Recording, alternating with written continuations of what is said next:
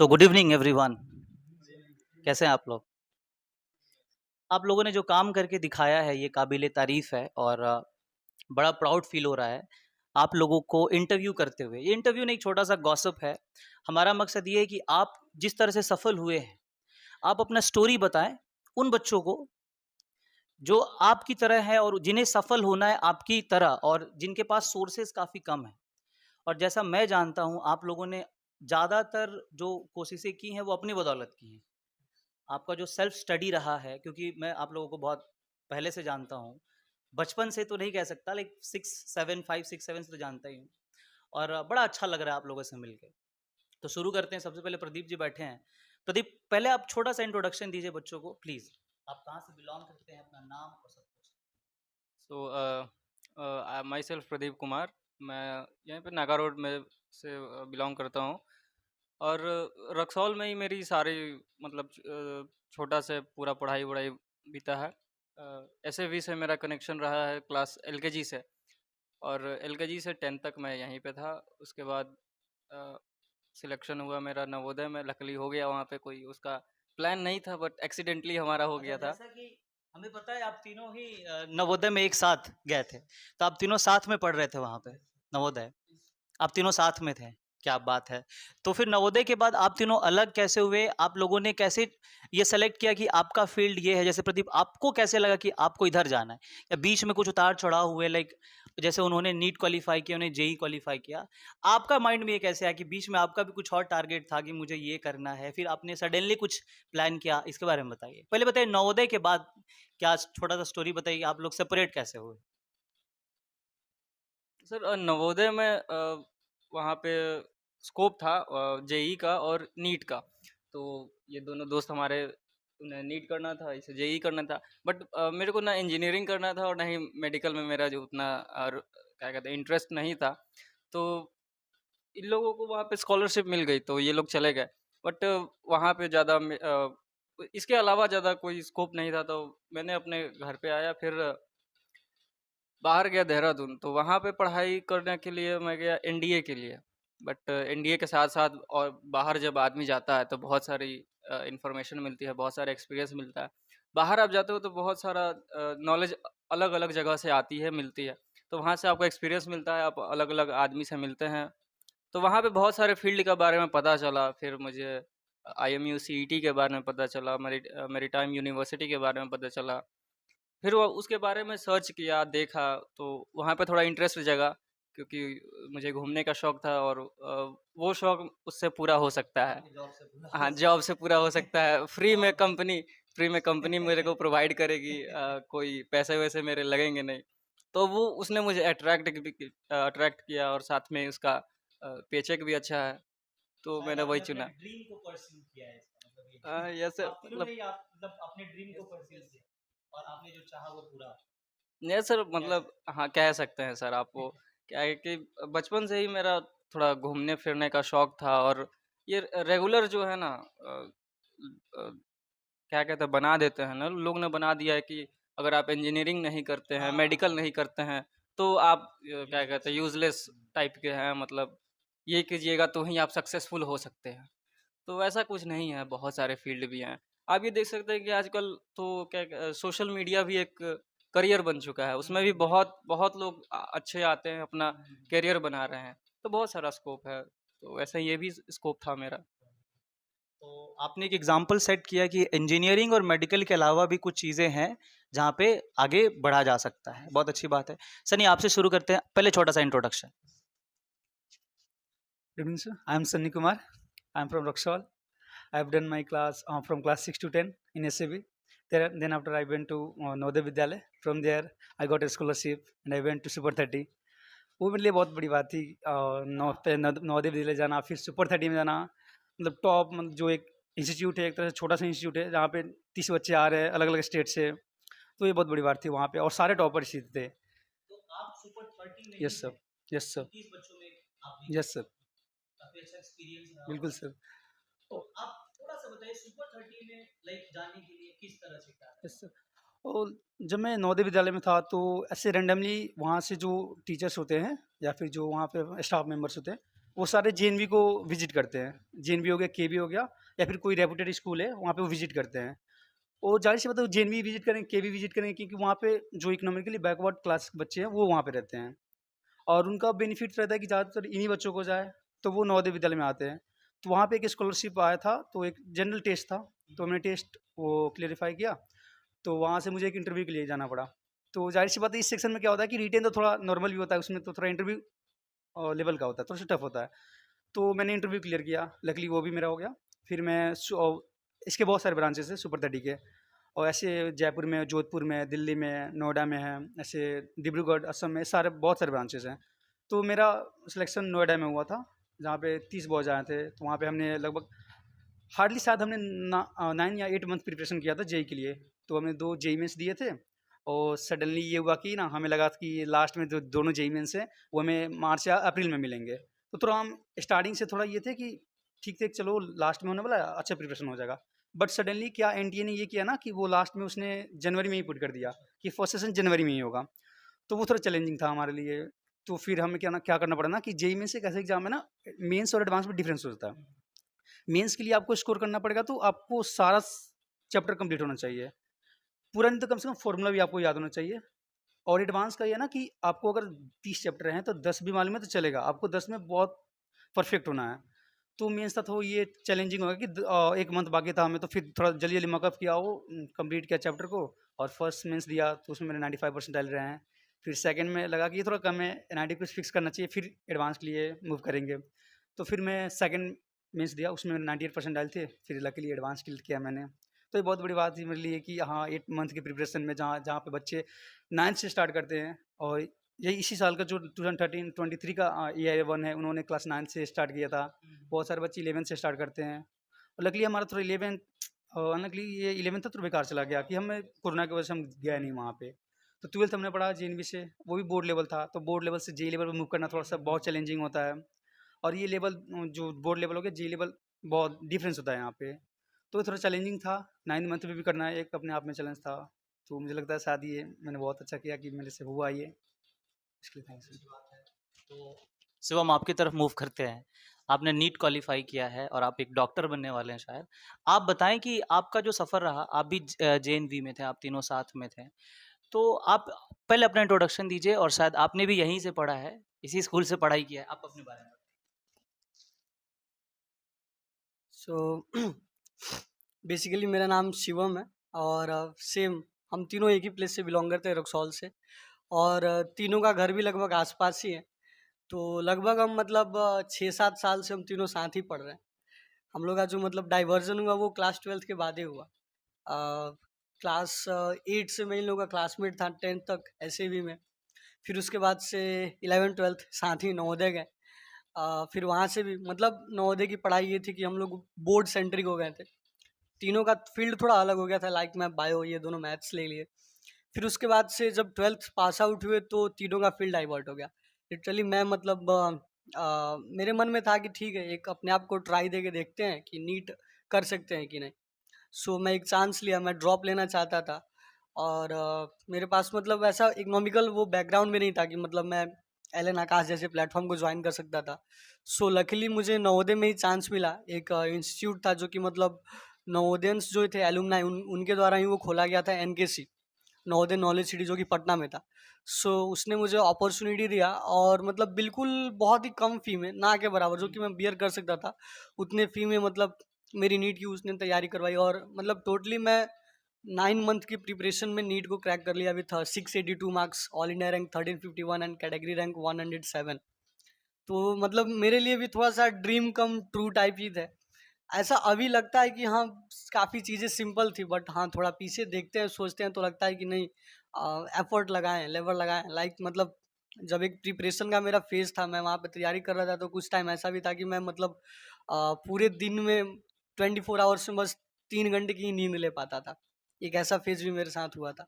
सो वो सब चीज़ें याद करके थोड़ा सा लगता है कि हाँ, एफर्ट्स लगाएं तो रिजल्ट मिला। बस यही था सर। प्रदीप, फिर आपसे शुरू करते हैं। आप प्रदीप ये बताएं कि लॉकडाउन में आप लोगों की जो पढ़ाई थी, वो ज़रूर इसमें डिक्लाइन हुआ होगा, प्रभावित तो हुआ होगा, और माइंड भी आप लोगों का बहुत डाइवर्ट हुआ होगा। लाइक जैसे मेरी बात आपसे हुई एक बार, तो आप काफ़ी डिप्रेस फील मतलब फील कर रहे थे, लग रहा था कि आप शायद क्विट करने वाले या कर देंगे।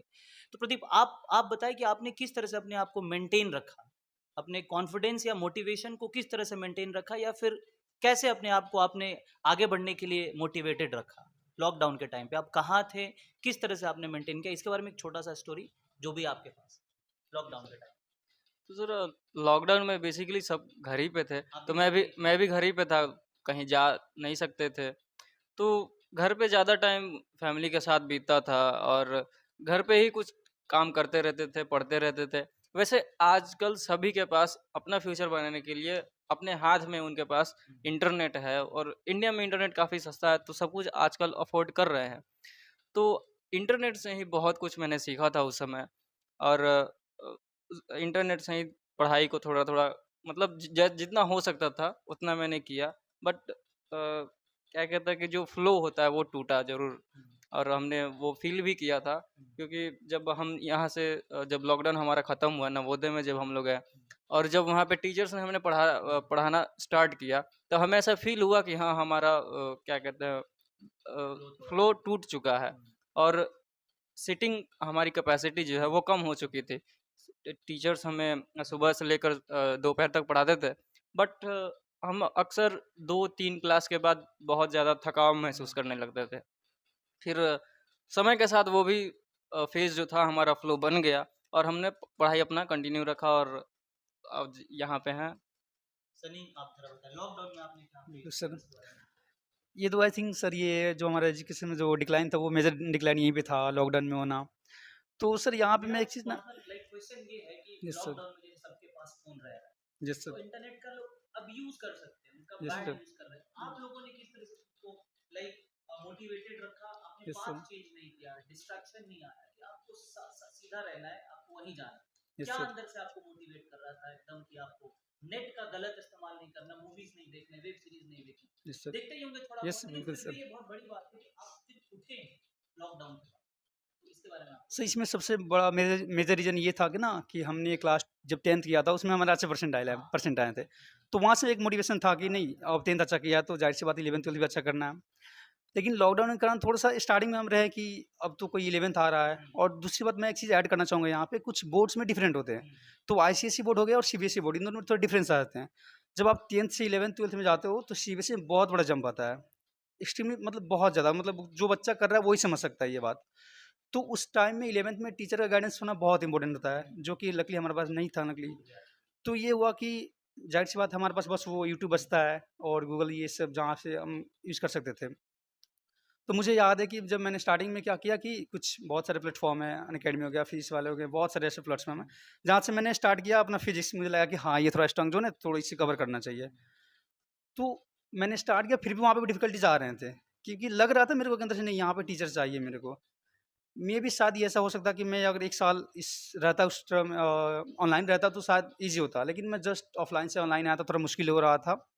बट मैंने खुद को अलाइन्ड रखा स्टडी से, तो बेटर रहा। इंस्टेंट रीडिंग करता गया, मेरे पास बुक्स अवेलेबल थे, तो मैं घर पे ही पढ़ता था। लॉकडाउन था, बट मैं इंटरेस्ट था मेरे सब्जेक्ट में, तो मैं पढ़ा करता था। ज़ाहिर-सी बात है, जो साइंस जैसा सब्जेक्ट है, फिज़िक्स, केमिस्ट्री, मैथ हो गया, इसमें मेरा शुरू से ही इंटरेस्ट रहा है। तो वो सब्जेक्ट तो मैं पढ़ता ही था एनसीईआरटी से अक्सर, और साइड बुक भी था मेरे पास, तो उससे हेल्प लेता था मैं। सो आप बताइए, जैसे कि मेरी बात हुई थी आपसे एक बार लॉकडाउन में, तो ऐसा क्या हुआ था कि आप बहुत ज़्यादा लाइक डीमोटिवेटेड? यस, एक्चुअली मेरे साथ थोड़ा डिफरेंट केस हुआ था। हुआ क्या था कि जैसे सन्नी ने बताया कि मतलब लॉकडाउन जैसे लगा, तो हम लोग 10th पास किए थे। 10th का एग्ज़ाम हम लोग का एंड हुआ था। एग्ज़ाम काफ़ी अच्छा गया था और होपफुली रिजल्ट भी अच्छा आने वाला था। तो इस कारण मेरे साथ क्या हुआ कि मैं लिटरली 2 महीने तक मैंने बुक्स को टच भी नहीं किया था, मैं पढ़ा भी नहीं था।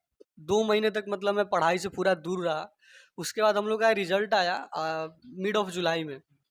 तो रिजल्ट आने के बाद भी नहीं, 10th का। Yes sir. तो रिजल्ट आने के बाद मतलब मार्क्स बहुत अच्छे थे, 97% आए थे, तो वो उसका एक अलग ही खुशी था। और उसके चक्कर में फिर एक्स्ट्रा एक और मंथ ऐड हो गया जिसमें मैंने कोई पढ़ाई नहीं की।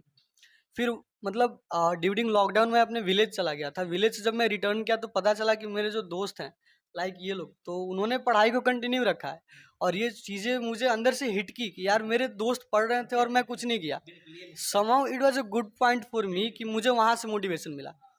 और फिर मैं थोड़ा-सा अंदर से परेशान हो गया कि यार मैं क्या कर रहा था, मैं कुछ नहीं पढ़ा। तो फिर मैंने आपको कॉन्टैक्ट किया तो उस टाइम कि सर मैं क्या करूँ? मुझसे नहीं हो पाएगा, मैं पढ़ाई छोड़ दिया था। तो फिर आपसे कुछ मोटिवेशन मिला। उसके बाद से मैंने कुछ बुक्स वगैरह थे उनको पीडीएफ में डाउनलोड किए। यूट्यूब पे लेक्चर्स लगाने शुरू किए। थोड़ा-सा स्टार्टिंग में डिफ़िकल्टी आया क्योंकि वो चीज़ आदत नहीं थी ऑनलाइन पढ़ने का। स्टार्टिंग में थोड़ा जोश आता था, फिर डाउन हो जाता था। फिर आदमी परेशान हो जाता था कि करे क्या करे? तो वापस 2-3 बार मैंने आपसे कॉन्टैक्ट किया था, मुझे याद है। और फिर धीरे-धीरे वो फ्लो बनते गया। फिर नवोदय के हम लोग के क्लासेस स्टार्ट हो गए। तो वो एक मजबूरी कहिए या फिर सिस्टम कहिए, हम लोग 6-6 घंटा ऑनलाइन क्लास करने लगे। तो कंटिन्यूटी वापस से आ गई। लेकिन हाँ, 2-3 महीने का ब्रेकेज मेरे साथ आया था और वो चीज़ मेरे को बहुत फ्रस्ट्रेट किया था। प्रदीप, मैरीटाइम यूनिवर्सिटी बहुत लोगों के लिए अभी अननोन है।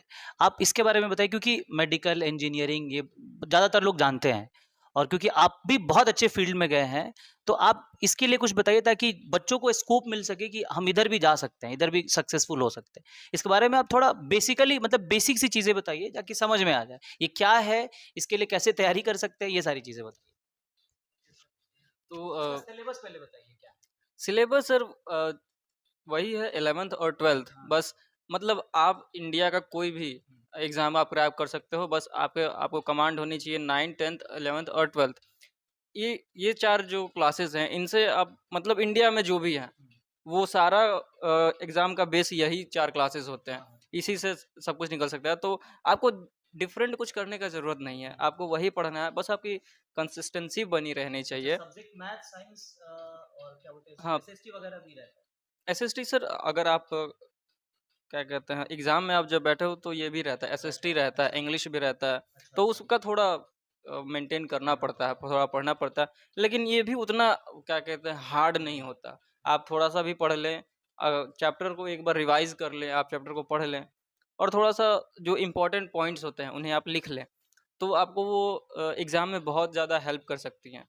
और एग्ज़ाम ज़्यादा हार्ड नहीं होता। कुछ लोग कहते हैं कि बहुत ज़्यादा हार्ड है, हमसे नहीं हो रहा है। तो कुछ लोग होते हैं जो नहीं कर पाते हैं, तो थोड़ा र्यूमर्स फैला देते हैं कि ऐसा हो गया, वैसा हो गया। ऐसा नहीं है, बस उनकी कंसिस्टेंसी नहीं बनी रह पाई। उन्होंने बीच में छोड़ दिया, उसके बाद रिज़ल्ट अच्छा नहीं आया तो डिप्रेस्ड हो गए। तो ऐसा नहीं होता है, आपकी कंसिस्टेंसी बने, तो वो आप कुछ भी कर सकते हो। आप चाहे यूपीएससी ही क्यों ना हो, वो भी आराम से निकल सकती है, बस कंसिस्टेंसी बनी रहनी चाहिए। तो सिलेबस यही है कि 11th और 12th है, जो इम्पोर्टेंट है वही पढ़िए। ज़्यादा डिफरेंट कुछ है नहीं इसमें। अच्छा, इसमें काम क्या रहेगा आपका बेसिक? काम ये है कि सर मेरे को कोर्स पहले करूँगा, उसके बाद मेरे को सिखाया जाएगा कि अ, आपको जो वेसल है उसे ऑपरेट कैसे करना है, उसमें सारी मशीनरी कैसे काम करती है। ये सारे शिप्स वगैरह हाँ, होंगे? शिप्स वगैरह होंगे। तो मेरा बेसिकली काम ये रहेगा कि मैं उस वेसल को ऑपरेट करूँगा। अच्छा। तो एक कंट्री से दूसरे कंट्री जाऊँगा, फिर पेपर वर्क भी होते हैं, उसे भी देखना पड़ता है और शिप की देखभाल भी करनी पड़ती है। साथ-साथ जो आपका सामान है, उसकी भी देखभाल करनी पड़ती है कि सामान कोई खराब ना हो जाए, एक्सीडेंट ना हो जाए। हुँ। तो वो भी बहुत रिस्पॉन्सिबल काम होता है। तो और इसका बेनिफिट भी ये है कि आपको स्ट्रगलिंग लाइफ़ एक मिलेगी, आप कभी बोर नहीं होंगे। हुँ, हुँ। समुंदर में आप जाओगे तो आपको अच्छी-अच्छी सीनरी देखने को मिलेगी, जो कि आपको लैंड पे कभी नहीं मिल सकती। आपको सी लाइफ़ के बारे में पता चलेगा कि वहाँ पे कैसे आप जी सकते हैं। वो भी एक स्ट्रगल है, उसका भी एक अलग एक्सपीरियंस रहेगा। तो वो भी एक अच्छा फ़ील्ड है, उसमें भी काफ़ी आप देश के लिए बहुत ज़्यादा उसकी जीडीपी में आप हेल्प करते हो। क्योंकि एक देश का सबसे ज़्यादा ट्रेड जो होता है वो सी रूट से ही होता है 90 टू 95%। तो वो एक इकोनॉमी में बहुत ज़्यादा हेल्प करती है। तो हमारा काम वही रहता है कि आप अपने सामान अच्छे से ले जाएँ और आप अपने देश का रेपुटेशन अच्छा रखें। हुँ। बस यही है सर। सनी, प्रदीप, एक चीज़ बार-बार हम नोट कर पा रहे हैं कि प्रदीप कह रहे कंसिस्टेंसी बनी रहनी चाहिए, जो बहुत सही बात है। तो लाइक पढ़ाई में क्या किसी भी काम में कंसिस्टेंसी बहुत ज़रूरी है। आप इसमें कुछ और क्या ऐड करना चाहेंगे? आप बताइए, कंसिस्टेंसी के साथ और क्या ऐड करना चाहेंगे इसके साथ? बताइए, आप अपने एक्सपीरियंस। ज़ाहिर-सी बात है कंसिस्टेंसी तो सारे एग्ज़ाम के लिए मतलब एग्ज़ाम क्या छोड़ दे, कोई भी चीज़ कर रहे हैं, नॉर्मल कोई डे वर्क कर रहा है, कोई एम्प्लॉयी है, उनके लिए भी कंसिस्टेंसी ज़रूरी है। और मेरे साथ ये जेईई था, मैंने जेईई किया है, इसमें स्टूडेंट को लॉजिकल होना पड़ेगा थोड़ा-सा। लॉजिकल कहने का मतलब कि जो बच्चे 9th-10th से कर रहे हैं उनके माइंड में है कि जेई करना है, मुझे इंजीनियरिंग करना है, तो उन्हें वहाँ से ही लॉजिकल होना पड़ेगा। एक तो हो गया कि चलो हम कुछ मॉक करके रट रट लेते हैं, पेपर दे दिया, हमें मार्क्स ला लिए, तो यहाँ पे नहीं हो सकता वो। उन्हें लॉजिकल होना पड़ेगा, जो भी फिजिक्स पढ़ रहे हैं, मैथ्स पढ़ रहे हैं, उनका डेरिवेशन देखना पड़ेगा उन्हें। तो ये जो जेई है मेनली लॉजिक पे बेस्ड है। आप लॉजिकल हैं तो आप और उससे अच्छा कर जाइएगा। मे बी आप ज़्यादा हार्ड वर्किंग है, वो अलग मायने रखता है। ये जो हार्ड वर्किंग है वो मे बी शायद कुछ और एग्जाम है उनके लिए बहुत अच्छा है, इसके लिए भी है, लेकिन यहाँ पे आपको ज़्यादा लॉजिकल होना पड़ेगा। ये आप मतलब कि जब 11th-12th में जाओगे तो जाहिर सी बात है वो बहुत ज़्यादा सिलेबस होता है एकदम से, तो हार्ड वर्क भी करना पड़ेगा। लेकिन साथ में आपको है कि कोई भी चीज़ हो, आपको उसका डेप्थ नॉलेज चाहिए। जैसे एग्जाम एडवांस हो गया, आपने एक चैप्टर कंप्लीट किया, दूसरे चैप्टर आपका कंप्लीट नहीं है, तो आप उससे क्वेश्चन नहीं कर पाओगे। आपको ये चैप्टर वो चैप्टर दोनों डेप्थ में आना चाहिए। तो ऐसा नहीं कि हम कुछ चैप्टर कंप्लीट कर लिए, कुछ छोड़ के जा रहे हैं, तो ऐसा कुछ नहीं होगा। उसमें आपको दोनों करना पड़ेगा और पूरा डेप्थ नॉलेज पे करना पड़ेगा। ये नहीं कि हो गया कि चलो फॉर्मूला रट लिया, ऊपर ऊपर से कर लेते हैं, चल लेते हैं, तो ऐसा ये क्लियर करना मुश्किल हो जाएगा।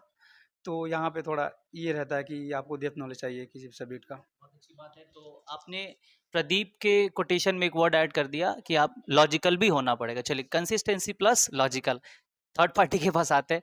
आप इसमें क्या ऐड करना चाहेंगे?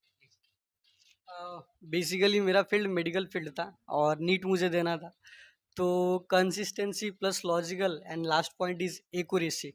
इन मैटर ऑफ नीट आपको एक्यूरेट होना पड़ेगा। लाइक नॉलेज सबके पास होगा, एनसीईआरटी का वो बायो का वो कॉन्सेप्ट सबको आता होगा, लेकिन उस कॉन्सेप्ट में एक्यूरेट होना नीट का डिमांडिंग फील्ड है।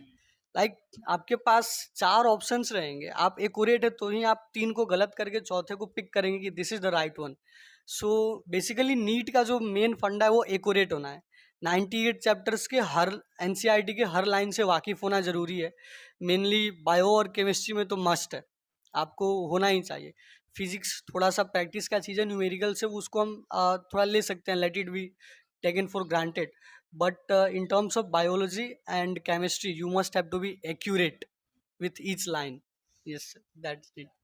बहुत मतलब आपने एक की दे दिया सक्सेस का, consistency plus logical plus accuracy, 3 चीज़ें, क्या बात है। अब बताइए, अगर मैं एक आदमी का इंटरव्यू करता तो एक ही चीज़ सुनने को मिलता, जानने को मिलता। तो जो भी लोग देख रहे हैं हमें, आप 3 बातें याद रखिएगा। तीनों लोग अपने-अपने फ़ील्ड के सक्सेसफुल हैं और इन्होंने कंसिस्टेंसी बताया, वो बता रहे लॉजिकल, और उनका कहना है एक्यूरेसी। अब तीनों चीज़ को अगर हम किसी भी चीज़ में अप्लाई करते हैं तो सक्सेसफुल होने के चांसेस काफ़ी बढ़ जाते हैं। अब थोड़ा पढ़ाई-लिखाई का बात हो गया, अब थोड़ा आप ये बताइए कि आप लोग लाइक 12th के बाद अलग हुए तो कितने कनेक्टेड थे आप लोग बीच में? मतलब आप लोगों की बात वगैरह होते रहती थी क्या? फिर अलग ही थे साथ एकदम? प्रतिभा बताइए। सर 12th के बाद हम सब का फील्ड तो अब पता है कि अलग हुआ, बट हमारी कनेक्टिविटी बनी रही। हम लोगों ने आपस में बातचीत हमारा छोड़ा नहीं। बट ये है कि प्रिपरेशन को लेकर कुछ ज़्यादा हम लोग थोड़ा सा सीरियस हो गए थे, क्योंकि जल्दी से जल्दी हमें मतलब कुछ ना कुछ निकालना था। तो बीच-बीच में हमारी थोड़ी कम्युनिकेशन टूटी थी, ये ज़रूर कहूँगा, और लोग अक्सर होता भी है। अच्छा, तो मतलब एक और चीज़ मैं आपसे पूछना चाहूँगा, आप लोगों तीनों से पूछना चाहूँगा कि इस बीच में, आपकी तैयारी के बीच में मतलब कभी ऐसा हुआ कि आपके घर में कोई फंक्शन है और आपको उसे छोड़ना पड़ा? प्रदीप, छोड़ना पड़ा आपको? यस सर, बिल्कुल। यहाँ पे तो जब मैं प्रिपरेशन कर रहा था, तो बीच में कई सारे त्योहार आए। साथ में मेरी मौसी की बेटी हैं, उनका शादी भी था। तो उस समय अपने प्रिपरेशन को लेकर थोड़ा ज़्यादा सीरियस हो गया, तो आया नहीं वहाँ पे। ये बिहार में एक मतलब त्योहार है जो छठ के नाम से जाना जाता है, काफ़ी बिहार में प्रचलित है। तो उसे भी मैंने अटेंड नहीं किया था। मतलब प्रिपरेशन को लेकर थोड़ा ज़्यादा सीरियस हो गया था। तो वो भी है कि थोड़ा मोटिवेट किया था कि मैंने ये सब छोड़ा है तो मुझे निकालना ही है कैसे भी करके। तो वो भी है सर कि अगर आप प्रिपरेशन कर रहे हो तो उस माइंड से करो कि हाँ, कि ये है और मुझे ये कर ही लेना है। अगर आप जा रहे हो तो वो कर ही लो। दैट्स सनी, एक चीज़ आप लाइक मैं आपसे पूछना चाहूँगा कि आपने जेईई एडवांस निकाला, काफ़ी अच्छे रैंक से निकाला।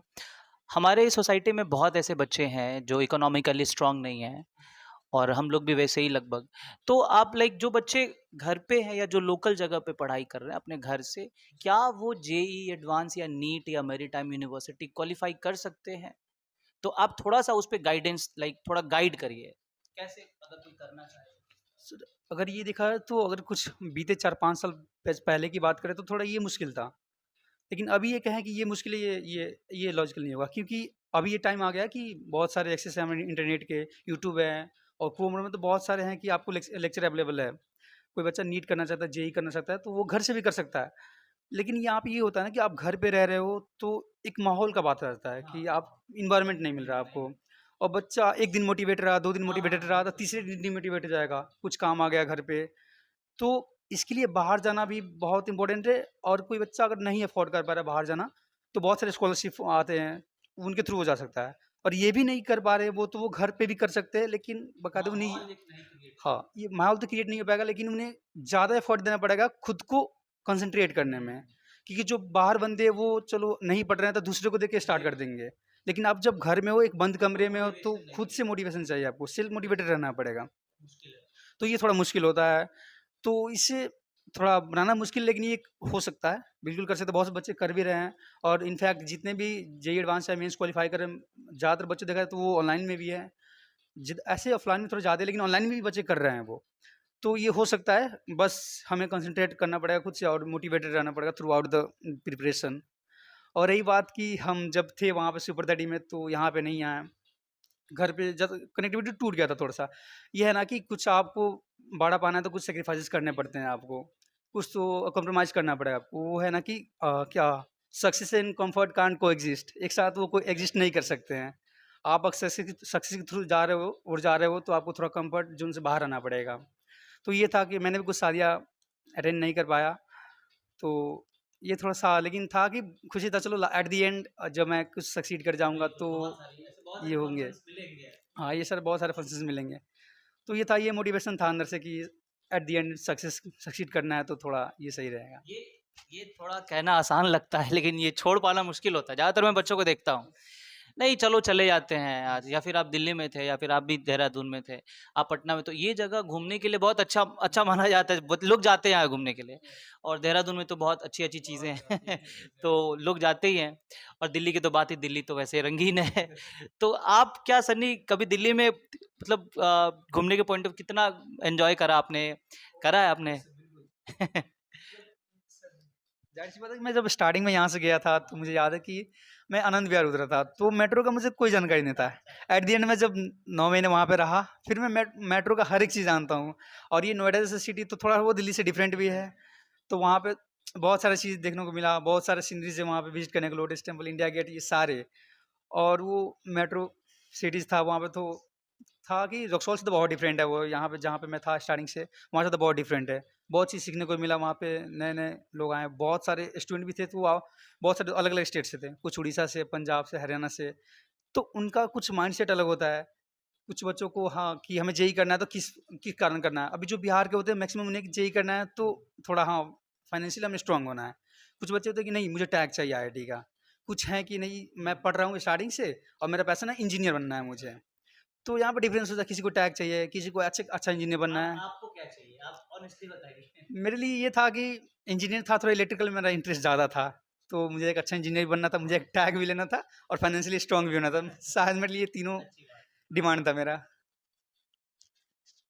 शिवम, आपसे जानना चाहेंगे कि आप लाइक नीट क्वालीफाई कर लिया आपने, आप इसके बाद किस कोर्स को परस्यू करेंगे? आप इसके बारे में बताएँ और क्यों? लाइक आप एमबीबीएस करना चाहेंगे या यस, बेसिकली मेरा फोकस एमबीबीएस करना ही रहेगा, और मेरा ड्रीम है कि मैं किसी ना किसी एम्स से ही करूँ, like one of the most prestigious institutes का पार्ट एम्स मिल रहा है, और काउंसलिंग भी बहुत जल्द स्टार्ट होगी।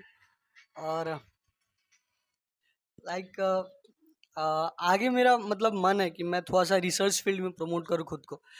मुझे बेसिकली एक ब्रांच होता है स्टेम सेल डेवलपमेंट। तो मतलब basically when I was in class 9th, I think 8 और 9th, तो ये वर्ड मैंने आपसे ही सुना था, समथिंग कॉल्ड स्टेम सेल्स, जिस मतलब ये मतलब पूरा का पूरा मेडिकल फील्ड में एक रिवॉल्यूशन ला सकता है।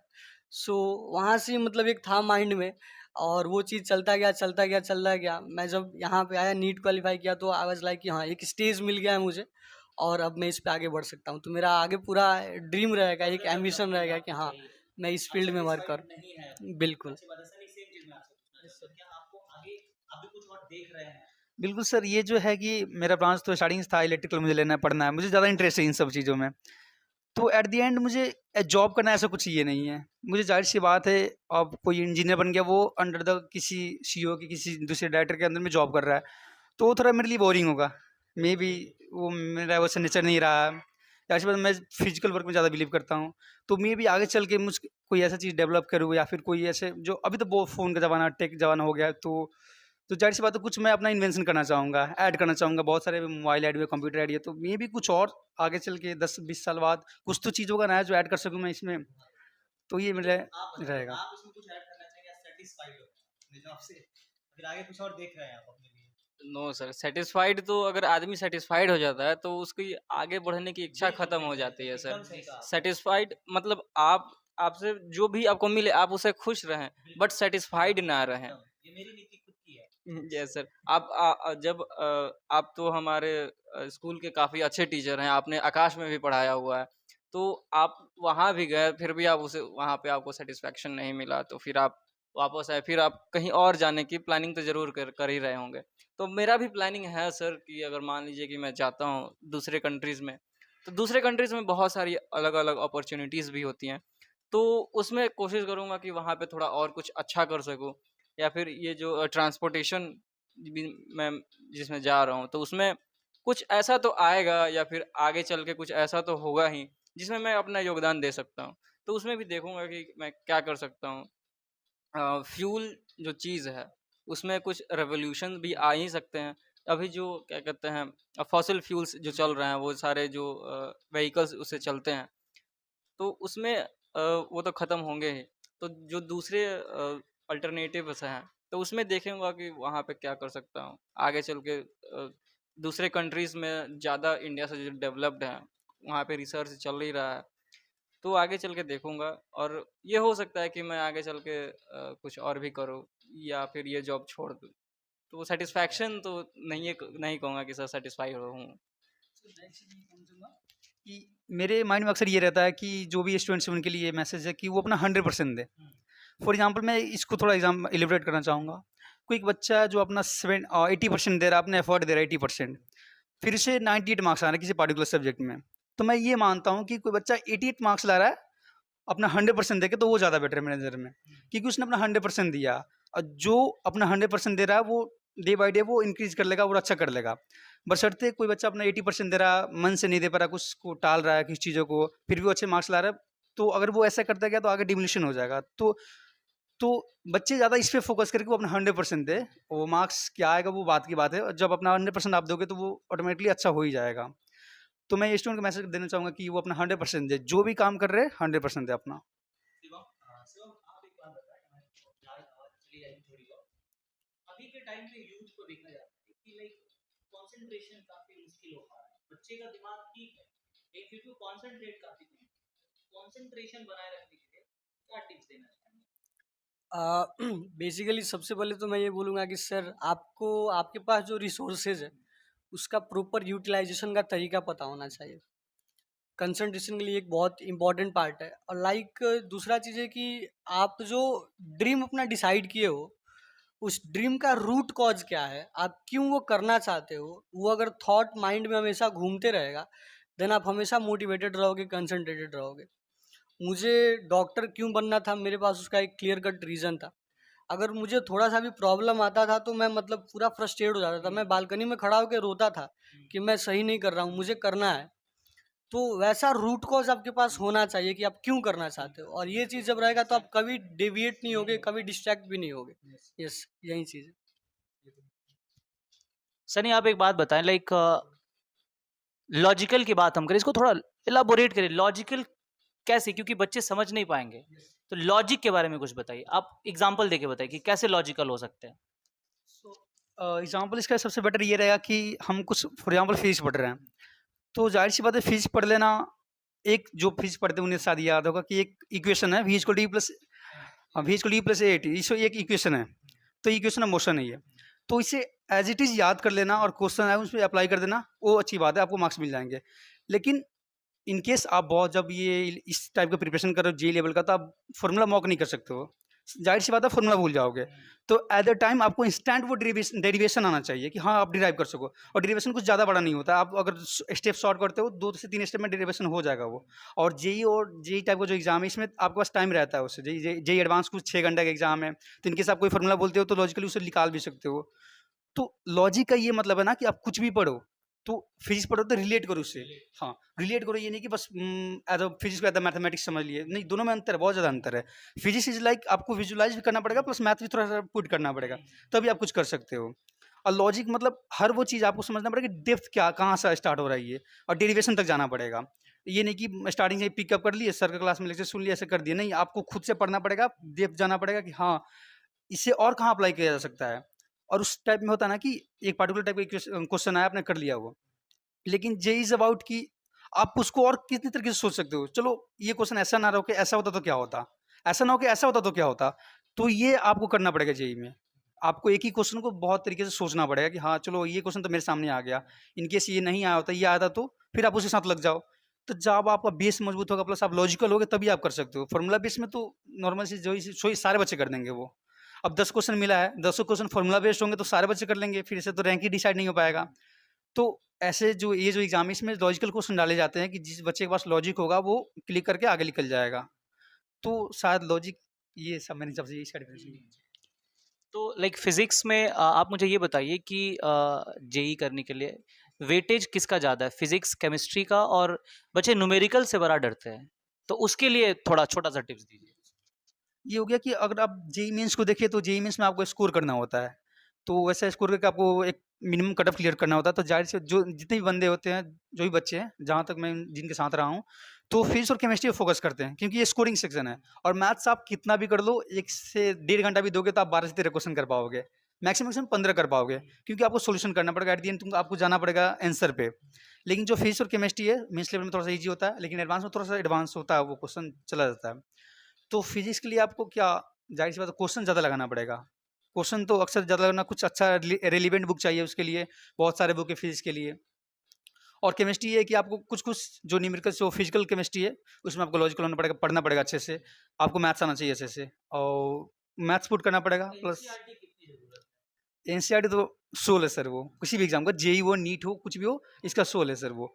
आपको पढ़ना ही पड़ेगा एनसीईआरटी, और एनसीईआरटी एक अच्छे स्तर पे पढ़ना पड़ेगा, क्योंकि बिना आप एनसीईआरटी करे आप जेई मेंस कर भी नहीं सकते हो। आप सोचोगे कि आउट कोई मॉड्यूल लगा लूँ, कोई बाहर से अच्छा बुक पढ़ लूँ, बहुत सारे बुक हैं, तो आप उनसे जेई मेंस नहीं कर पाओगे, क्योंकि वो जेई मेंस वाले क्वेश्चन मैक्सिमम एनसीईआरटी बुक से ही रखते हैं। इनफैक्ट एडवांस में भी कुछ ऐसे क्वेश्चन आते हैं केमिस्ट्री के जो एनसीईआरटी से ही रहते हैं। तो केमिस्ट्री को ले लिया जाए तो आपको मेंस और एडवांस के लिए एनसीईआरटी पे रहना चाहिए। और रही बात फिजिक्स की, तो आपको जेई मेंस में तो फिजिक्स ठीक है एनसीईआरटी लेवल का रहेगा, लेकिन थोड़ा सा ऊपर जाना पड़ेगा। और एडवांस के लिए तो खैर बहुत ज़्यादा ऊपर जाना पड़ेगा, आपको एनसीईआरटी से थोड़ा ऊपर जाना पड़ेगा, ये जो रियलिटी है वो है। और मैथ्स के लिए तो जेई मेंस हो या फिर जेई एडवांस हो, आप एनसीईआरटी लेवल पे नहीं रह सकते, आपको ऊपर जाना ही पड़ेगा। प्रदीप, आप कौन सा कोस्टल एरिया चूज करना चाहेंगे, किस कोस्टल एरिया में ज़्यादा रहना पसंद करेंगे आप, बताइए इस पर, सर और क्यों? इंडिया का बात किया जाए तो सर अपनी सारे ही कोस्टल एरियाज अच्छे हैं, बट मेरा ख्याल ये है कि मैं मुंबई साइड जाना चाहूँगा, क्योंकि वहाँ पे इंडिया पे अभी देखा जाए तो सबसे ज़्यादा ट्रेड वहीं से होता है।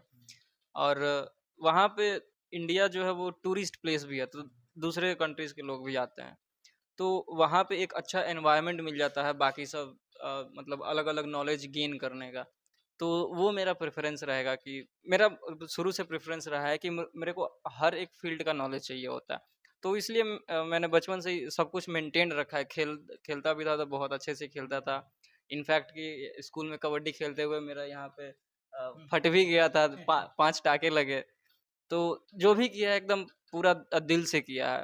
तो मेरा वही था कि बचपन से कि मेरे को सारे फील्ड का नॉलेज चाहिए, तो बचपन से ही वही करता आया।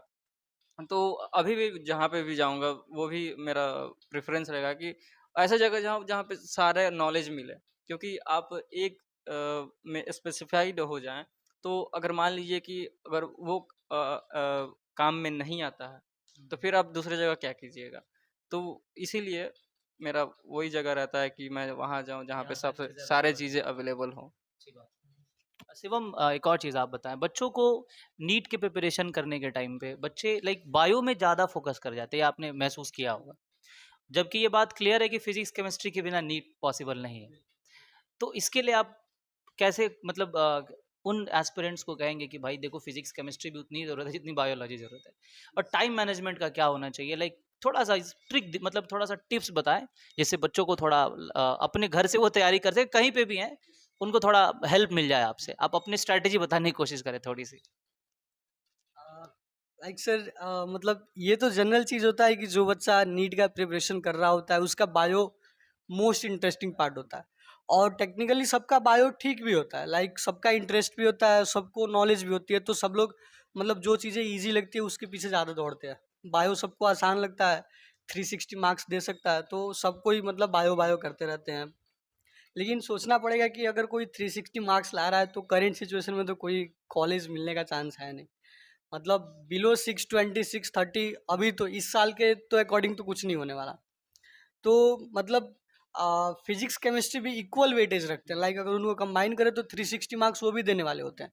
और नीट की अगर बात करें तो फिजिक्स केमिस्ट्री उतने टफ नहीं होते, कंपेयर टू जेई देखे तो ये सिंपल होते हैं। तो हमारा जिस तरह की बायो है तो बायो हम कम टाइम देके भी कर सकते हैं क्योंकि हमारा इंटरेस्ट है, बट जो हमारा मार्क्स कम कर रहा है वो हमारा फिजिक्स है, वो केमिस्ट्री है, तो मेनली हमारा फोकस उधर ज़्यादा होना चाहिए। और बेसिकली केमिस्ट्री भी सिंपल आराम से हो सकता है कि अगर हम डे वाइज केवल एनसीईआरटी पढ़े, उसको मेमोराइज करें। एनसीईआरटी पढ़ना इज नॉट एनफ, उसके एक एक पैराग्राफ एक एक लाइन को डिकोड करना भी बहुत इंपॉर्टेंट होता है। बायो में भी सेम चीज़ है, आप केवल स्टोरी की तरह उसे नहीं पढ़ सकते हो, उसके एक एक लाइन में पीछे की लाइन से रिलीवेंस होता है, आगे के लाइन में भी रिलीवेंस होता है, ये बायो का पूरा एनसीईआरटी है। और रही बात फिजिक्स की, तो फिजिक्स में थोड़ा सा आपको क्वेश्चन प्रैक्टिस पे ध्यान देना होता है। तो आउट मतलब फिजिक्स के लगभग 45 क्वेश्चंस में 40 क्वेश्चन तो ऐसे होते हैं कि डायरेक्ट फॉर्मूला से बन जाए।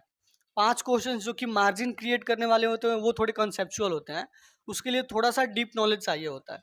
तो आप 40 क्वेश्चन फिजिक्स के भी कर लोगे तो you are in safe zone, आप 650 ऐसे भी अचीव कर सकते हो। तो फिजिक्स जो हम लोग डर बना के रखते हैं ना, नीट में वैसा कुछ नहीं है, सिंपली हो सकता है।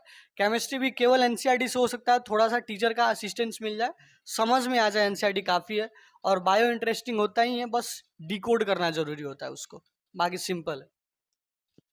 बहुत अच्छा प्रदीप, अब लास्ट करेंगे हम। आप फिर से एक बार बताइए कि आपने मेरीटाइम यूनिवर्सिटी क्वालिफाई करा, तो फिर से आप इसको फॉर्म कब भर सकते हैं, मतलब इसके लिए फॉर्म कब भर सकते हैं, और ये एग्ज़ाम जो होता है वो किस मंथ में होता है, इसके बारे में थोड़ा बता दें।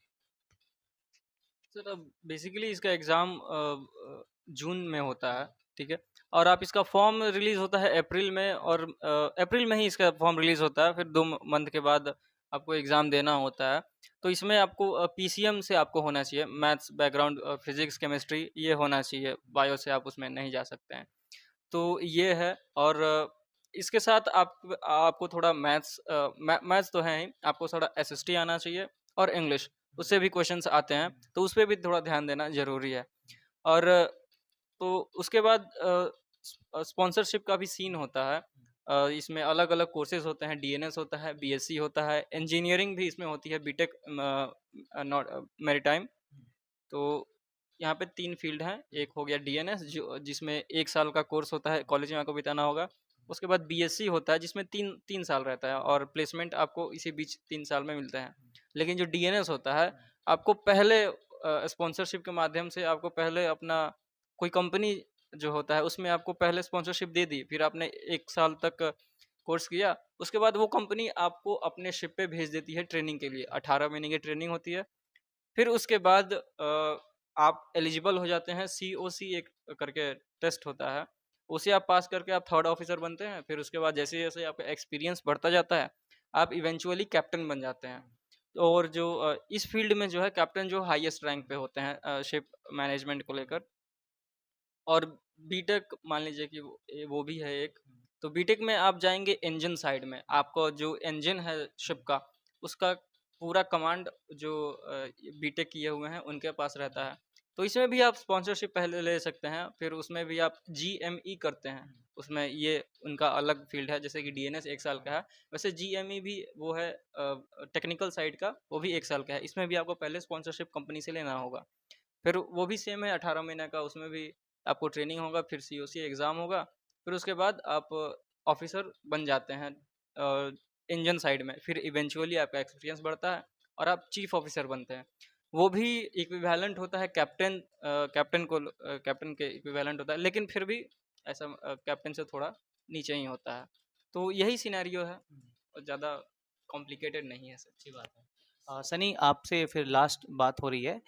आप लोगों को बच्चे सुन रहे हैं या सुनेंगे तो आप पे बच्चे बिलीव करेंगे, आपकी बातों को वो अप्लाई करेंगे अपने लाइफ में।